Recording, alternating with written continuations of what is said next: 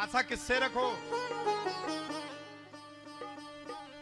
शशांक जी अभी भी ताली बजा रहे, उन्हें पता ही नहीं भजन हो गया।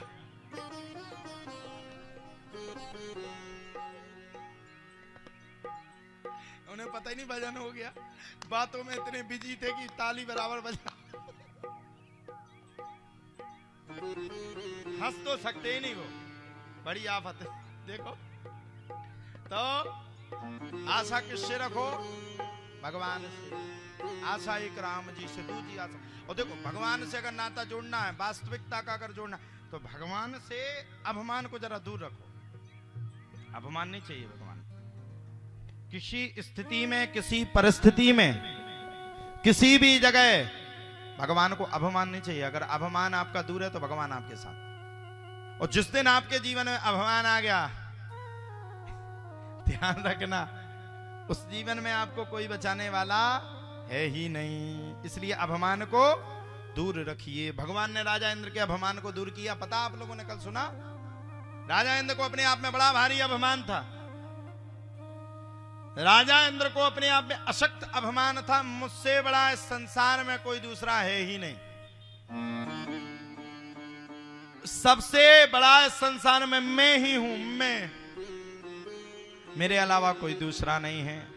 भगवान ने कहा दैत्य का एक आया एक गया, एक आया एक गया, ये तो पृथ्वी लोक का आने जाने का सिस्टम है साहब। कोई आया कोई गया, किसी की सत्ता थोड़ी है। बताओ गलत कह रहे हो तो। आज कोई सरपंच है, कल कोई पूर्व सरपंच हो जाएगा।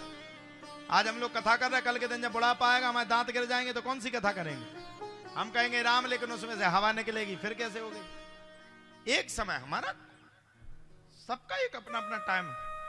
भगवान भी राजा इंद्र से कह रहे हैं, मूर्ख, मूर्ख है तू, मूर्ख, मूर्ख नहीं महान मूर्ख है तू। अपनी पूजा पाठ करवा रहा है, अच्छा अपनी पूजा पाठ को करवा रहा है तू, अपने आप को इतना बड़ा समझने लगा।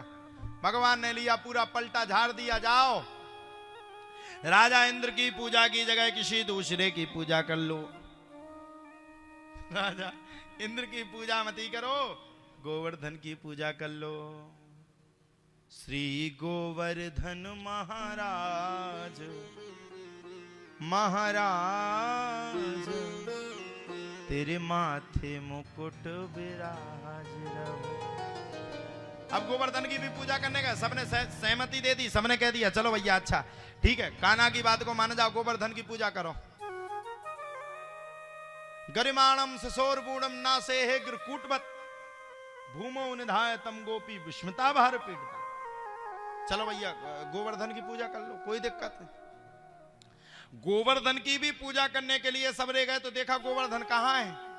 सबके जाने ये था कि मंदिर बना होगा, मंदिर में गोवर्धन चतुर्भुज रूप में खड़े होंगे। भगवान बोले यही तो है सामने। सबने देखा चोरे दारी के, ये तो 7 कोस को गोवर्धन है गयो, इसका परिक्रमा कौन करेगो।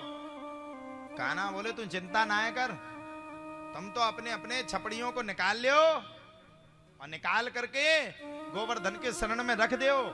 तुम चिंता ना करो, कौन पूजा करेगो या ना करेगो वो बाद का मामला है गयो, ये पहले का मामला नहीं है।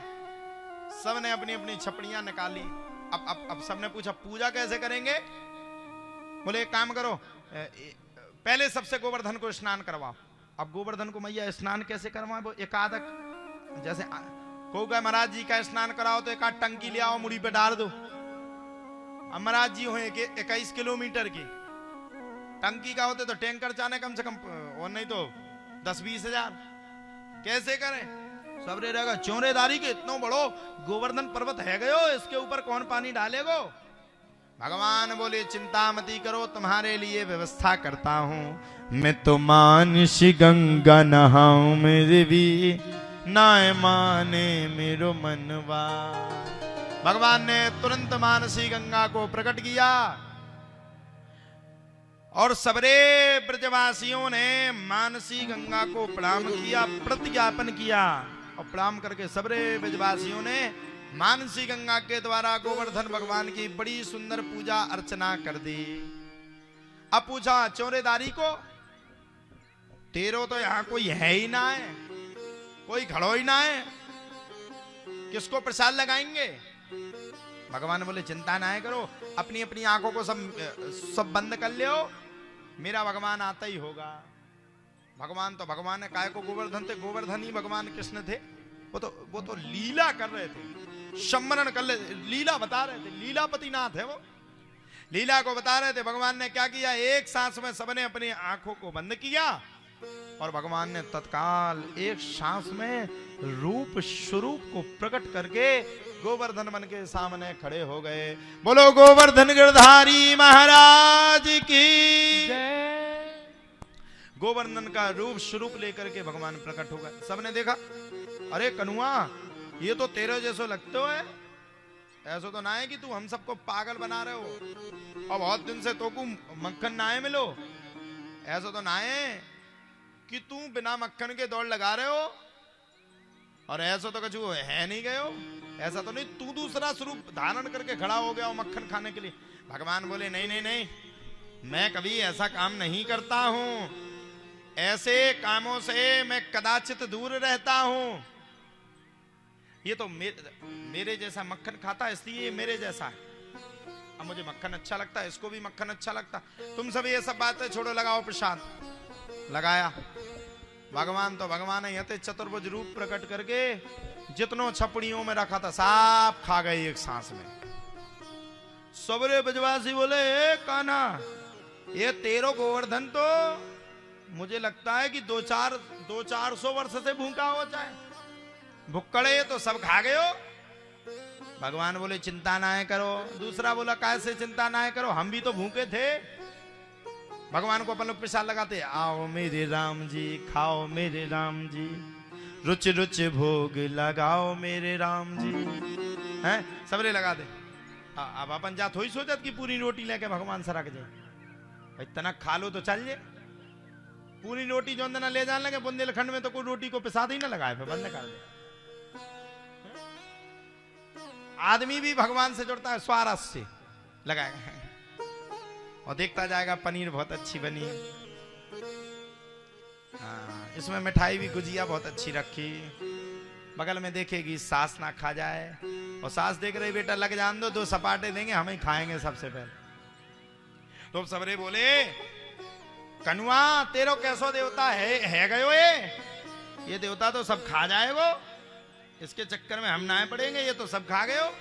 दूसरा कहता भैया हम तो वैसे ही भूखे थे, हमें कछु मिल जाए तो तेरे देवता के चक्कर में कछु मिलो ना है, हम तो और बड़े भारी परेशान हैं, अब क्या करें, तेरो देवता तो किसी की बात सुन तो ना है, सब खा गए हो। भगवान बोले चिंता मती करो, सब लोग अपने अपने नेत्रों को बंद करो, मेरो देवता तुम्हारी बात को मानेगा और चिंता ना करो, तुम्हारी संपूर्ण बात को मेरो देवता पूर्ण करेगा, क्यों चिंता करते हो। सब लोग नेत्रों को बंद करो। और अब की बार जब सबने नेत्रों को बंद किया तो भगवान ने सबरे ब्रजवासियों का प्रसाद पुनः उन सबको वापस कर दिया। सबरे ब्रजवासियों ने मन लगा करके खूब प्रसाद पाया और प्रसाद को पाकर के सबरे ब्रजवासी प्रसन्न होकर के अपने अपने नगर को लौट गए।